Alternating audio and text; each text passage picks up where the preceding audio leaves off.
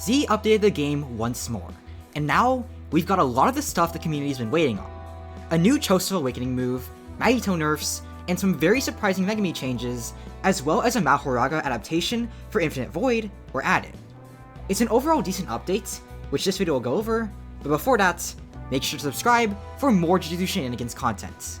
Now, let's get into the video. Choso's Awakening has a new move called Slicing Exorcism, which has two versions. The first throws a blood disc that bounces off walls, guard breaks, pierces through and ragdolls people, and deals moderate damage on hits. The second basically just does a laser beam of blood that gets longer depending on how many blood orbs you have stored up, and deals good damage. Both have an aerial variant that lets you float in the air while doing the move, and changes the move from being character aimed to being cursor aimed. There are 5 new customizable billboards around the map that can be used for literally any decal you want for 15 in-game cash. Anything. Sorcery Clash was reworked from its zombie survival mode to be more of a team deathmatch game mode. The description of the destruction interpolation setting was changed. The end lag on Soulfire was increased. The startup on Body Repel was very slightly increased. The amount of lives in Brain Swap was reduced to 2. Head Splitter was taken out of the Brain Swap move pool. You can no longer get Super Awakening or Mahoraga off the Soda Delivery dummy. Blocking Divine Dog's Totality now disables it temporarily. The end lag for both variants of Focus Strike was increased very slightly on Whiff. There's a 6-second cooldown between Mahito's Super Awakening Black Flashes. A video was added to the block tutorial. 4 info pages were added to the game info tab. Soda can now start healing 5 seconds after the last combat tag. Adaptation can now be used during Infinite Void, adapting to the sure hit effect. The sort order of game modes was changed to display roulette over public servers. Charge Piercing Blood's damage was slightly reduced. Choso's melee animations were changed. Toad's base variant now deals damage. Shadow Swarm got a slight visual update, with her clones now being tinted black. Great Serpent's visual effects were slightly polished. Using Choso's Special and Awakening consumes meter now. Finally, there's a lot of bug fixes that I won't be discussing much in this video, but will be on screen here if you want to pause the video and read through them. Now, if you're ready, let's talk about this update, because I have quite a bit to say, especially on the balance changes. The first update I want to talk about is the one where I don't really have much to say, and it's Slicing Exorcism. It's just a solid Awakening move. The cooldown isn't too long, but the damage isn't too high either, and while I worry that it could be underpowered, I think it should work just fine as it is to sort of poke at people in your Awakening for free damage from any distance. The grounded variant aims at your camera, and the aerial variant aims at your mouse, so it's kind of like World Cutting Slash in that regard. Anyways, it's not a bad move. Seems fun, but I can't say much on its place until we get the rest of Choso's Awakening. Also, to discuss the second variant a little, it's pretty cool, but you're unlikely to land all of the hits. Again, my general thoughts are that it's a cool move, but we'll have to wait till we see the rest to say if it's underpowered or not. As for the billboards, oh boy. On the one hand, great.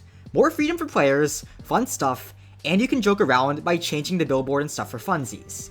Great way for people to have fun and all that, or just chill. On the other hand, expressive freedom for players in literally any Roblox game is kind of dangerous. Z already gave it to players with the sign emote, which has been used for slur bypasses or other racist stuff that I cannot say on this channel because what's on the internet is there forever and I'm not trying to screw my college resume. And he also gave people that freedom of kill sounds, which also got used for a lot of questionable audio, which again, I'm not going to say, but you know what I mean, aka the ASMR cringe stuff. Now, I'm not saying that Z should remove these features, because it's a community problem more than anything else, but man am I interested to see how this turns out in public servers, because there's a lot of stuff out there on the Roblox decal catalog. Now for what I'm most interested with, let's talk about the Mahito balance changes. Specifically, the 3R Soulfire getting increased end lag, Focus Strike getting increased end lag on Whiff, and Body Repel having more startup.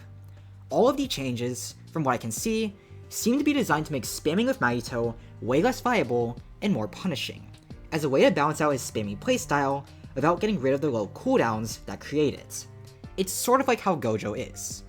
Z's discouraging spamming by making it so that if you spam, you actually get punished for it, unlike old Mahito, which noobs, or freehitos as most people like to call them, would just spam the high heaven and actually do pretty well with, because he could just cycle moves again and again, and there was nothing you could do about it because nothing was punishable besides body repel. I generally like the way this is going, and it'll force Mahito players to actually use their brain instead of mindlessly spamming moves, with the good ones adapting to it and using Mahito's moves for the situations they work in, and the bad ones getting punished for their lack of skill rather than being rewarded for it. Anyways, I agree with all of these changes, though removing the Soulfire tech does make the move a side-graded and maybe even downgraded reserve balls that's even more punishable. The tech was honestly what made it a good move, and while it's too early for me to speak, it might make the move worthless. Though it's problematic if a move is good solely because it lets you combo extend, so I'm glad Z made the change, because if it does turn out the move is only good for the combo extension, then changes can be made so it's actually good for stuff other than that. I did hop on Mahito earlier today to get some footage for the video, and I can say that he's still pretty fun. I had a good time with Mahito, he was able to hold his own just fine against good players, so I'd say he's in a good spot balance-wise. None of these changes impact Mahito unless you're bad with him and start whiffing your moves and all of that, so it's fine. Focus Strike should be punishable on whiff, and it's not an insanely high hand lag increase that's unreasonable either, while a body repel change isn't that noticeable. Good balance changes, at least in my opinion. The 6-second cooldown on Mahito's Black Flash Awakening, on the other hand, is interesting. It's not that I don't agree with the concept. Mahito having no cooldown between Black Flashes made his Super Awakening conditional more of a cutscene the moment you landed the Black Flash than an actual Black Flash conditional, so with this update, you do actually have to land 3 Black Flashes, rather than just landing 1 and chaining the other 2 for free.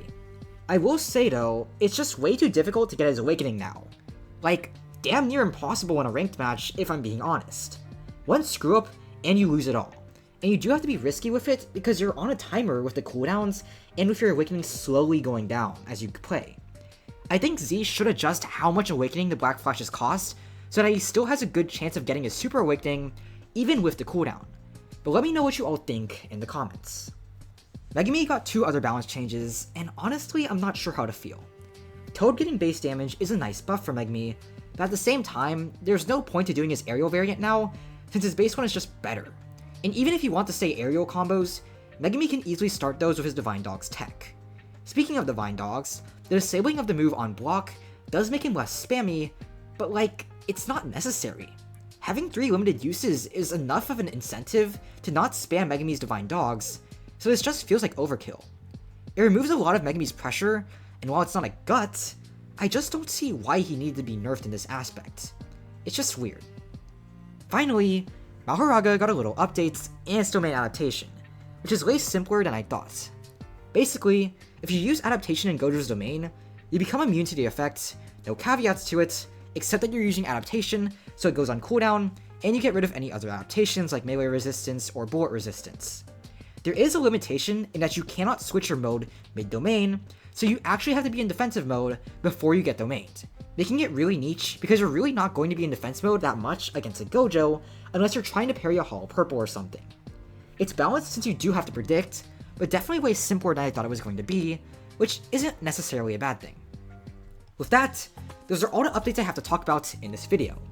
It's a good update in my opinion, and honestly, I don't really have much to say. I do like the Mahito nerfs, since it punishes him for spamming, while still keeping him a good character with his versatility and all that, and a new Choso ult seems like it'll fit just fine, though I do feel a little bit concerned about him sacrificing Awakening during his Awakening for moves, because it means his Awakening is going to be very, very short. Anyways, that's all I have to talk about. If you enjoyed watching, then make sure to subscribe for even more Jujutsu Shenanigans content. I'm you eternally, thanks for watching, and have a good day. Bye.